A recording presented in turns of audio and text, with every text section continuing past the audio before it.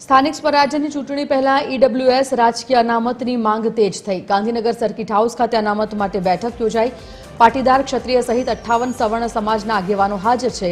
સ્થાનિક સ્વરાજ્યની ચૂંટણીઓમાં અનામતની માંગણી અંગે બેઠકમાં ચર્ચા થઈ તો દિનેશ બામણિયા, અલ્પેશ કથિરિયા, રમજુભા જાડેજા સહિતના બેઠકમાં હાજર છે। અને પછી જ રાજ્ય સરકાર ચૂંટણી જાહેર કરે અને સાથે સાથે 10% અનામતની ચૂંટણી અનામત લાગુ કરે એવી સર્વાનુમતે રાજ્ય સરકાર પાસે આજે સહીઓ સાથે ડ્રાફ્ટિંગ સાથે અમે રજૂઆત લેખિતમાં આપી રહ્યા છીએ। આ લડાઈમાં જો સરકાર અમારી વાત નહીં માને તો આગામી દિવસોની અંદર અમે 182 ગુજરાત રાજ્યના ધારાસભ્યશ્રીઓ, સંસદ સભ્યશ્રીઓ અને રાજ્યસભાના સંસદશ્રીઓનું અમે સમર્થન માંગવાના છીએ અને જે લોકો અમને સમર્થન નહીં આપે એનું નામ પણ અમે જાહેર કરીશું। સાથે સાથે પદાધિકારીઓ ગ્રામ્ય લેવલે, જિલ્લા લેવલે અને જનજાગૃતિ અભિયાન લોકો સુધી પહોંચે એના માટેના કાર્યક્રમો પણ અમારી અહીંયાથી જે કોર કમિટી નક્કી થશે, આ કોર કમિટીની અંદર 109 જ્ઞાતિઓ જે રાજ્ય સરકારે બિન અનામત વર્ગ તરીકે જાહેર કરી છે એ 109 જ્ઞાતિઓના પ્રતિનિધિઓની સાથે વાતચીત કરી અને કમિટી ડિક્લેર કરવામાં આવશે। આ કમિટીની અંદર જે કંઈ નિર્ણયો લેવામાં આવશે એ રાજ્ય સરકારની સામે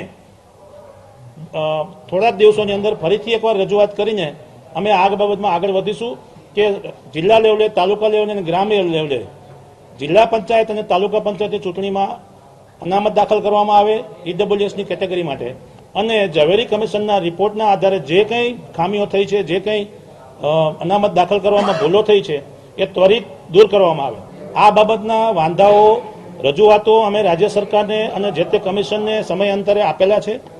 જો અમારી કોઈ રજૂઆતો સાંભળવામાં નહીં આવે તો મેં કીધું એમ ફરીથી કે સંપૂર્ણ બિન અનામત વર્ગ રાજ્ય સરકારને એનો રાજકીય રીતે પરચો બતાવવા માટે તૈયાર છીએ। કોંગ્રેસ એક માંગણી કરેલી કે ભાઈ જે આ ઝવેરી કમિશનનો રિપોર્ટ છે જાહેર કરવામાં આવે જેથી અમે સમજી શકીએ કે આનો અભ્યાસ કઈ રીતે બેઠકો ફાળવવામાં આવી છે। બિન અનામત વર્ગની માંગણી એવી છે કે આ જે ઝવેરી કમિશનનો રિપોર્ટ છે જાહેર થાય તો સમજી શકાય કે કઈ રીતે આ બેઠકો ફાળવાઈ છે અથવા નિર્ણય થયો છે।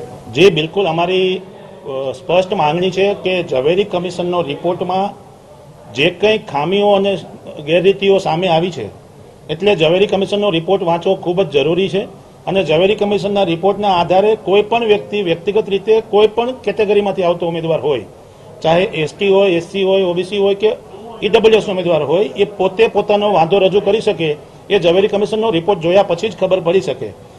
હું આપને વાત કરીશ કે શેડ્યુલ ટ્રાઇબલના એરિયામાંથી પણ આ મોટો રીતે ગેરરીતિઓ સામે આવી છે કે જ્યાં સીટો ડિક્લેર કરવામાં આવી છે।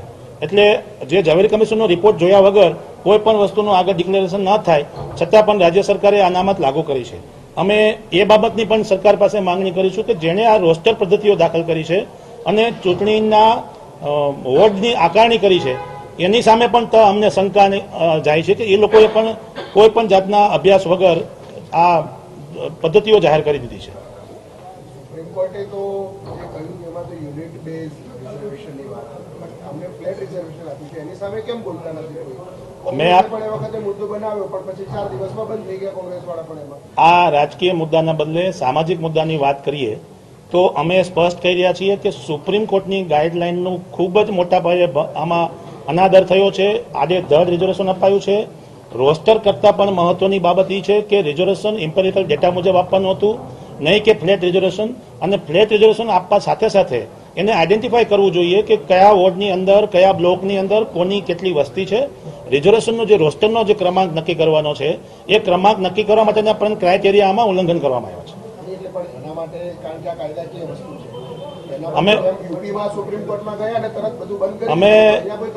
મેં મારા પોતાના નામથી ગુજરાત નામદાર હાઈકોર્ટમાં પિટિશન દાખલ કરેલી છે અને ટૂંક સમયની અંદર ઇલેક્શન કમિશનને અમે વાંધા રજૂ કર્યા પછીના સમય મર્યાદાની અંદર અમારે જરૂરિયાત છે તો અમે સુપ્રીમ કોર્ટમાં પણ જવાના છીએ અને યુપી બેઝ જેમ ઉત્તર પ્રદેશની અંદર વિકાસ અગ્રવાલના કેસમાં જે સુપ્રીમ કોર્ટે જે ચુકાદો આપ્યો છે એની અમલવારી રાજ્ય સરકાર ગુજરાતમાં પણ થાય એના માટે અમે અપીલ કરવાના છીએ।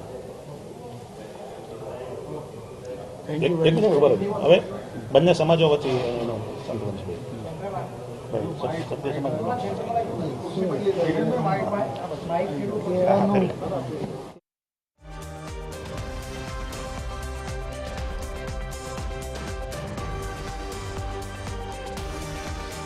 તો સ્થાનિક સ્વરાજ્યની ચૂંટણી પહેલા અનામતની માંગ તેજ થઈ છે. પાટીદારો અને ક્ષત્રિય સહિતના જે સામાજિક આગેવાનો છે તેઓની બેઠક મળી હતી. બેઠકમાં અનામતની માંગ માટે ચર્ચા કરવામાં આવી. દિનેશ બામણી, અલ્પેશ કથિરિયા સહિતના બેઠકમાં હાજર રહ્યા હતા આગેવાનો.